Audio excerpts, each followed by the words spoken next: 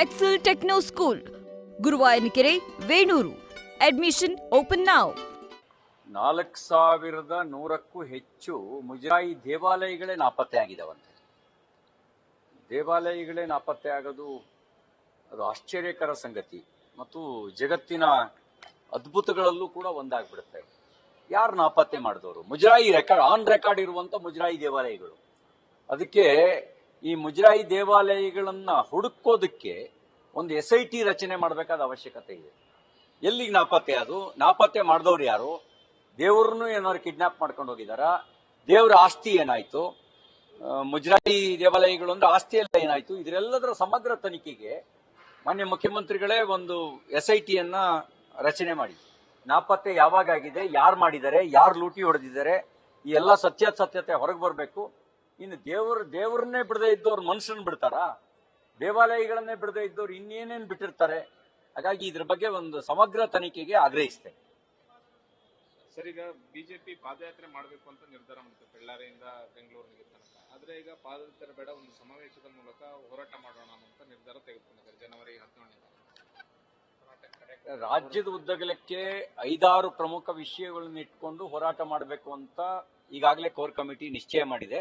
ಮೊದಲನೇ ಹಂತದಲ್ಲಿ ಹೋರಾಟ, ಅದರ ನಂತರ ಮತ್ತೆ ಏನ್ ಮಾಡಬೇಕು ಅನ್ನೋದನ್ನ ಪಕ್ಷದ ಕೋರ್ ಕಮಿಟಿ ಸಮಾಲೋಚನೆ ನಡೆಸಿ ಪ್ರಮುಖರ ಜೊತೆ ಮಾತುಕತೆ ನಡೆಸಿ ಅದರ ಸಾಧಕ ಬಾಧಕ ಏನು ಅನ್ನೋದನ್ನ ಗಮನಿಸಿ ನಿರ್ಣಯ ತೆಗೆದುಕೊಳ್ತೀವಿ. ಮೊದಲನೇ ಹಂತದಲ್ಲಿ ಬಳ್ಳಾರಿಯಲ್ಲೂ ಹೋರಾಟ ಮಾಡ್ತೀವಿ, ಹುಬ್ಬಳ್ಳಿಯಲ್ಲೂ ಹೋರಾಟ ಮಾಡ್ತೀವಿ, ಮಂಗಳೂರಿನಲ್ಲೂ ಹೋರಾಟ ಮಾಡ್ತೀವಿ, ಬೆಂಗಳೂರು ಮತ್ತು ಮೈಸೂರು ಭಾಗದಲ್ಲೂ ಕೂಡ, ಕಲಬುರಗಿ ಭಾಗದಲ್ಲೂ ಹೋರಾಟ ಮಾಡಬೇಕು ಅಂತ ತೀರ್ಮಾನ ಮಾಡಿದ್ದೇವೆ, ಬೇರೆ ಬೇರೆ ವಿಷಯಗಳನ್ನು ಇಟ್ಕೊಂಡು.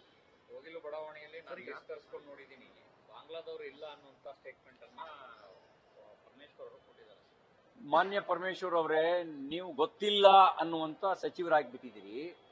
1,500 ರೂಪಾಯಿಗೆ ಆಧಾರ್ ಕಾರ್ಡ್ ಮಾಡಿಕೊಡುವ ವ್ಯಕ್ತಿಗಳು ಇಲ್ಲೇ ಇದ್ದಾರೆ. ಬೆಂಗಳೂರಿನ ವಾಸ ಮಾಡ್ತಿದ್ರು ಅಂತ ಆಧಾರ್ ಕಾರ್ಡ್ ಕೊಡ್ತಾರೆ. ಈಗೊಂದು ಸಮಿತಿ ಪುನೀತ್ ಕೆರೆಹಳ್ಳಿ ಅವರ ನೇತೃತ್ವದಲ್ಲಿ ಒಂದು ಟೀಮ್ ಮಾಡಿ ಅವರು ಫ್ಯಾಕ್ಟ್ ಚೆಕ್ ಮಾಡಿದ್ದಾರೆ, ವಾಯ್ಸ್ ವಿತ್ ವಿಡಿಯೋ ರೆಕಾರ್ಡ್ ಮಾಡಿದ್ದಾರೆ. ನಿಮ್ಮ ಇಲಾಖೆಗೆ 18 ಜನರನ್ನು ಒಪ್ಪಿಸಿ ಕೊಟ್ಟಿದ್ದಾರೆ, ಪೊಲೀಸ್ ಸ್ಟೇಷನ್ಗೆ ಹಿಡಿದು ಕೊಟ್ಟಿದ್ದಾರೆ. ನೀವು ಹಿಡಿದು ಕೊಟ್ಟವ್ರ ಮೇಲೆ ಕೇಸ್ ಹಾಕಿದ್ದೀರಿ. ಯಾರು ಬಾಂಗ್ಲಾದೇಶ ಅಕ್ರಮ ನಿವಾಸಿಗಳಿದ್ರು ಅವ್ರ ಹತ್ರ ಬಾಂಗ್ಲಾದ ಡ್ರೈವಿಂಗ್ ಲೈಸೆನ್ಸ್ ಇದೆ, ಬಾಂಗ್ಲಾ ದಾಖಲೆಗಳಿದೆ, ಅದ್ರ ಜೊತೆಗೆ ಬೆಂಗಳೂರಿನಲ್ಲಿ ವಾಸ ಮಾಡುತ್ತಿರುವಂತ ಒಂದು ಆಧಾರ್ ಕಾರ್ಡ್ ಇದೆ. ಅವ್ರು ಹೇಳಿದ್ದಾರೆ ರಿಯಾಲಿಟಿ ಚೆಕ್ ನಲ್ಲಿ ನಾವು 1,500 ರೂಪಾಯಿ ಕೊಟ್ಟು ಮಾಡಿಸ್ಕೊಂಡಿದೀವಿ ಅಂತ ಹೇಳಿದ್ದಾರೆ. ಅಂದ್ರೆ ನಿಮ್ಮಲ್ಲಿ ಕಾಸು ಕೊಟ್ರಿ ಸರ್ಕಾರದಲ್ಲಿ ಏನ್ ಬೇಕಾದ್ರೂ ಆಗುತ್ತೆ. ಮತ್ತು ಆ ಬಾಂಗ್ಲಾದೇಶದವ್ರಿಗೆ ಹುಟ್ಟಿದ ಮಕ್ಕಳು ವಿಕ್ಟೋರಿಯಾ ಆಸ್ಪತ್ರೆಯಲ್ಲಿ ಹುಟ್ಟಿದ್ದಾರೆ. ಯಾರು ಬಾಂಗ್ಲಾದೇಶದವರು, ಅವ್ರಿಗೆ ಇಲ್ಲಿಯೇ ಬರ್ತ್ ಸರ್ಟಿಫಿಕೇಟ್ ಕೊಟ್ಟಿದ್ದೀರಿ. ಇಲ್ಲಿ ತಾಯಿ ಮಗು ಆರೈಕೆ ಕಾರ್ಡ್ ಲಾಭ ಪಡ್ಕೊಂಡಿದ್ದಾರೆ, ಇಲ್ಲಿ BPL ಕಾರ್ಡ್ ಲಾಭ ಪಡ್ಕೊಂಡಿದ್ದಾರೆ. ನೀವು ಮನೆಗೆ ಮಾರಿ ಊರಿಗೆ ಉಪಕಾರಿಯಾಗಿದ್ದೀರಿ. 18 ಜನರನ್ನು ಹಿಡ್ಕೊಟ್ರುವೆ ಅವ್ರನ್ನ ಬಿಟ್ಟು ಈ ಹಿಡ್ಕೊಟ್ಟವ್ರ ಮೇಲೆ ಕೇಸ್ ಹಾಕಿದಿರಿ. ನಿಮ್ಗೆ ಹೆಂಗೆ ಪ್ರಾಮಾಣಿಕತೆ ಇದೆ ನಿಮ್ಮ ಇಲಾಖೆಗೆ? ನಿಮ್ಮ ಇಲಾಖೆ ಅಕ್ರಮ ಬಾಂಗ್ಲಾ ನಿವಾಸಿಗಳನ್ನ ಹೊರದಗಬೇಕು, ಮುಂದೊಂದು ದಿನ ಇಡೀ ದೇಶದ ಕಾನೂನು ಸುವ್ಯವಸ್ಥೆಗೆ ಮಾತ್ರ ಅಲ್ಲ, ನಮ್ಮ ಆಂತರಿಕ ಸುರಕ್ಷತೆಗೆ ಧಕ್ಕೆ ಆಗಬಹುದು ಅನ್ನುವಂತ ಅಪಾಯವನ್ನು ನೀವು ಗ್ರಹಿಸದೇ ಇರ್ತಕ್ಕಂಥ ದುರದೃಷ್ಟಕರ. ನೀವು ಇದ್ರ ಬಗ್ಗೆ ಸಮಗ್ರ ತನಿಖೆ ಮಾಡಿ. ಹಿಡ್ಕೊಟ್ಟಿಲ್ವಾ ಪೊಲೀಸ್ ಸ್ಟೇಷನ್ಗೆ? ವಿಲ್ಸನ್ ಗಾರ್ಡನ್ ಪೊಲೀಸ್ ಸ್ಟೇಷನ್ಗೂ ಕೊಟ್ಟಿದ್ದಾರೆ, 4-5 ಪೊಲೀಸ್ ಸ್ಟೇಷನ್ಗೆ ಕೊಟ್ಟಿದ್ದಾರೆ. ನೋಡಿ, ತನಿಖೆ ನಡೆಸಿ. ನಾನು ಪರಿಶೀಲನೆ ಮಾಡಿದ್ದೀನಿ ಅಂತ ಹೇಳಿದ್ರೆ ಹಾಗಾದ್ರೆ ಫ್ಯಾಕ್ಟ್ ಚೆಕ್ ಮಾಡಿ ಅವ್ರನ್ನ ಹಿಡ್ಕೊಟ್ರ ಸುಳ್ಳ? ಅವ್ರ ಹತ್ರ ಬೆಂಗಳೂರಿನ ಆಧಾರ್ ಕಾರ್ಡ್ ಇರೋ ಸುಳ್ಳ? ನೀವು ಆ ಆಧಾರ್ ಕಾರ್ಡ್ ನೋಡಿರಿ, ಇವ್ರು ಎಲ್ರೂ ಬೆಂಗಳೂರಿನವರು ಅಂತ ಹೇಳಿದ್ರಿ. ಆಧಾರ್ ಕಾರ್ಡ್ನ ಸತ್ಯಾಸತ್ಯತೆ ಪರಿಶೀಲನೆ ಮಾಡ್ಕೋಬೇಕಾಗಿತ್ತಲ್ಲ. ನೀವು ಆ ಆಧಾರ್ ಕಾರ್ಡ್ನ ಸತ್ಯಾಸತ್ಯತೆ ಪರಿಶೀಲನೆ ಮಾಡ್ಕೊಳ್ಳಿ. ಯಾಕೆ ಅಂದ್ರೆ ಅವರು ರಿಯಾಲಿಟಿ ಚೆಕ್ ನಲ್ಲಿ ನಾವು 1,500 ರೂಪಾಯಿ ಕೊಟ್ವಿ, ಆಧಾರ್ ಕಾರ್ಡ್ ಮಾಡಿಕೊಟ್ವು ಅಂತ ಹೇಳಿದ್ದಾರೆ. ಅವ್ರ ಮನೆಯಲ್ಲಿ ಬಾಂಗ್ಲಾದ ಡ್ರೈವಿಂಗ್ ಲೈಸೆನ್ಸ್ ಪತ್ತೆಯಾಗಿದೆ, ಬಾಂಗ್ಲಾದ ಪೌರತ್ವ ಕಾರ್ಡ್ ಪತ್ತೆಯಾಗಿದೆ. ಇದ್ರ ಬಗ್ಗೆ ತನಿಖೆ ನಡೆಸಿ. ನೀವು ದೇಶದ ಆಂತರಿಕ ಸುರಕ್ಷತೆಯ ಜೊತೆಗೆ ಆಟ ಆಡೋದಕ್ಕೆ ನಮ್ಮ ಕರ್ನಾಟಕದ ನೆಲವನ್ನ ಅವಕಾಶ ಮಾಡಿಕೊಡ್ಬೇಡಿ. ಈಗಲೇ ಊರು ತುಂಬಾ ಗಾಂಜಾ ಎಲ್ಲ ಕಡೆಗೂ ವ್ಯಾಪಿಸಿದೆ. ಈ ಉಡ್ತಾ ಪಂಜಾಬ್, ಉಡ್ತಾ ಕರ್ನಾಟಕ ಆಗಿ ಬದಲಾಗಿದೆ. ಈಗ ಆ ಪರಿಸ್ಥಿತಿ ಬಂದಿದೆ. ಇನ್ನೊಂದು, ಇವತ್ತು ರಾಹುಲ್ ಗಾಂಧಿ ಅವರು ಮೈಸೂರಿಗೆ ವಿಮಾನ ನಿಲ್ದಾಣದಲ್ಲಿ CM DCM ಕೂಡ ಭೇಟಿ ಮಾಡ್ತಾ ಇದ್ದಾರೆ. ಆಡಳಿತ ಹೇಗೆ, ಇನ್ನೊಂದು ಕಡೆ ನಾಯಕತ್ವದ ವಿಚಾರವೂ ಕೂಡ ಸ್ವಲ್ಪ ಗೊಂದಲ ಇದೆ.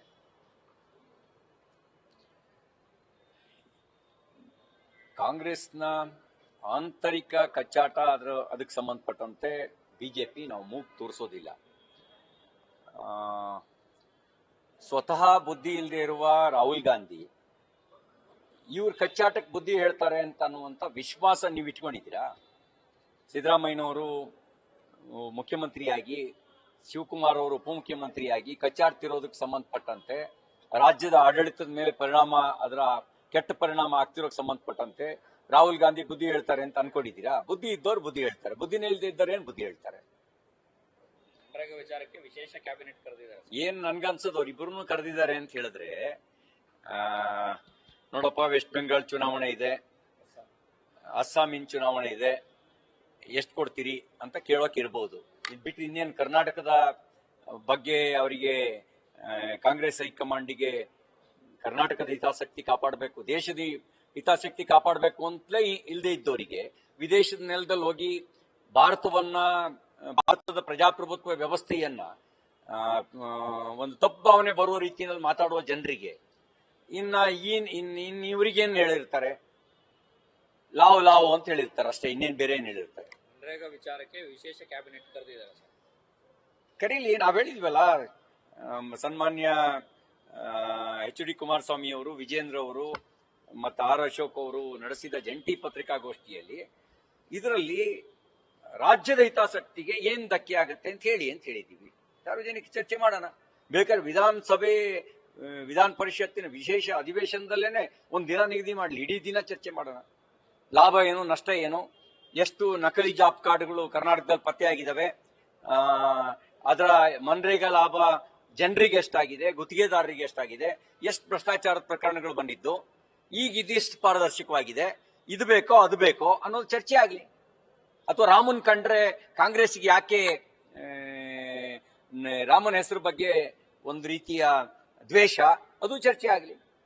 ಗಾಂಧಿ ತನ್ನ ರಾಮನ ವ್ಯಕ್ತಿತ್ವದ ಮೂಲಕ ಪ್ರೇರಣೆ ಪಡೆದು ರಾಮರಾಜ್ಯ ಅಂತ ಅವರು ಪರಿತಪಿಸ್ತಾ ಇದ್ರು. ರಾಮರಾಜ್ಯ ಆಗ್ಬೇಕು ಅಂತೇಳಿ ಅವರು ಪರಿತಪಿಸಿದ್ದು ನಿರ್ಭೀತಿಯಿಂದ ಮಹಿಳೆಯರು ಮಧ್ಯರಾತ್ರಿ ಓಡಾಡಬೇಕು ಅಂತ ಹೇಳಿ. ನೀವು ಬಯಸೋ ರೀತಿನಲ್ಲಿ ಕುಡಿದು ಓಡಾಡಬೇಕು ಅಂತ ಅವ್ರು ಬಯಸಿರ್ಲಿಲ್ಲ. ನೀವೇನ್ ಹೇಳಿದ್ರಿ? ಕುಡಿದು ಓಡಾಡಿ ತೂರಾಡಿ ಬಿದ್ರು ಕೂಡ ಅವ್ರನ್ನ ಮನೆಗೆ ಕರ್ಕೊಂಡು ಹೋಗೋ ವ್ಯವಸ್ಥೆ ಮಾಡ್ತೀವಿ ಅಂತ ಹೇಳಿದ್ರಿ. ಆವಾಗ ಗಾಂಧಿ ರಾಮರಾಜ್ಯ ಅದಲ್ಲ, ಅದು ಗಾಂಧಿ ರಾಮರಾಜ್ಯ ಅದಾಗಿರ್ಲಿಲ್ಲ. ಹಾಗಾಗಿ ನಿಮ್ಗೆ ಯಾಕೆ ರಾಮನ್ ಕಂಡ್ರೆ ದ್ವೇಷ, ಅದು ಚರ್ಚೆ ಮಾಡೋಣ. ಈಗ ರಾಮನ ವಿಚಾರ ಪ್ರಸ್ತಾಪ ಮಾಡಿದ್ರು ಸರ್. ಸಿದ್ದರಾಮಯ್ಯನವರು ಈಗ ಮಾತಾಡಿದ್ದಾರೆ, ಈ ಬಿಲ್ ಅಲ್ಲಿ ಏನು ರಾಮ್ಜಿ ಬಿಲ್ ಅಲ್ಲಿ ದಶರಥ ರಾಮ ಇಲ್ಲ, ಸೀತಾರಾಮ ಇಲ್ಲ, ಗೋಡ್ಸೆ ರಾಮ ಇದ್ದಾರೆ ಅಂತ. ಸಿದ್ದರಾಮನೂ ಇಲ್ಲ, ರಾಮ ಇದ್ದಾನೆ. ಅವರವರ ಭಾವಕ್ಕೆ, ಅವರವರ ಭಕ್ತಿಗೆ, ಅವರವರ ತೆರನಾಗಿ ಇರುತ್ತಿರೋನು ಶಿವಯೋಗಿ ಅನ್ನೋ ರೀತಿಯಲ್ಲಿ ಸಿದ್ದರಾಮಯ್ಯನವರು ಯಾವ ದೃಷ್ಟಿಯಲ್ಲಿ ನೋಡ್ತಿದಾರೋ ಗೊತ್ತಿಲ್ಲ. ಅವ್ರು ಗೋಡ್ಸೆ ರಾಮನ್ ಕಾಣ್ತಾ ಇದ್ರೆ, ನಾವು ಮರ್ಯಾದಾ ಪುರುಷೋತ್ತಮ ಶ್ರೀರಾಮನನ್ನ ಪರಿಭಾವಿಸಿದ್ದೇವೆ. ಇವರು ಯಾವ ರಾಮನ್ ಕಾಣ್ತಾ ಇದ್ದಾರೋ ನಮಗೇನು ಗೊತ್ತು. ಇವರಿಗೆ ಆ ಪ್ರಭು ಶ್ರೀರಾಮಚಂದ್ರನ ಬಗ್ಗೆ ಮರ್ಯಾದಾ ಪುರುಷೋತ್ತಮ ಆದರ್ಶ ಪುರುಷ ರಾಮ ಕಾಣ್ತಾ ಇದ್ದಾನೋ ಅಥವಾ ಇವ್ರ ತರನೇ ಆ ರಾಮ ಕಾಣ್ತಿದ್ದಾನೋ ನನ್ಗೇನ್ ಗೊತ್ತು. ನ್ಯೂಸ್ ಫಸ್ಟ್, ನಿರ್ಭೀತಿಯಿಂದ ನಿಮ್ಮ ಪರವಾಗಿ.